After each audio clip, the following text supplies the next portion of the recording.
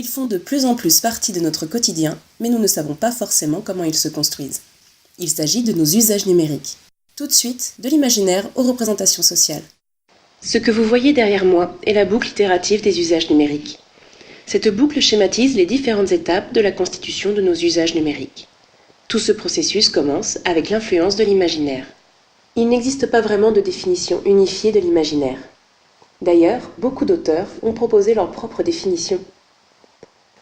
Une des erreurs la plus répandue est de confondre imaginaire et imagination. L'imagination est la capacité d'une personne à créer dans son esprit des récits et des images qui lui sont propres.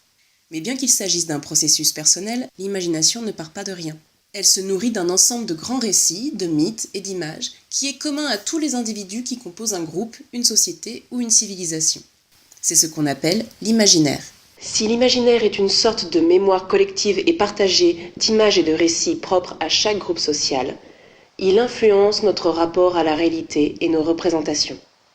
Mais qu'est-ce qu'une représentation ? Les représentations sont des façons de voir le monde qui nous entoure et d'interagir avec lui.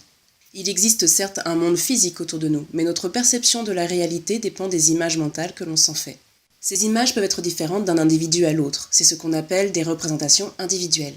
Mais l'homme est un être social, il se construit et il évolue dans et par les relations aux autres. Nos représentations se partagent, se construisent, changent dans nos interactions avec le groupe, voire la société qui nous entoure. À partir du moment où les représentations sont largement distribuées dans un groupe social et l'habitent de façon durable, on parle de représentation sociale. Created using Powtoon.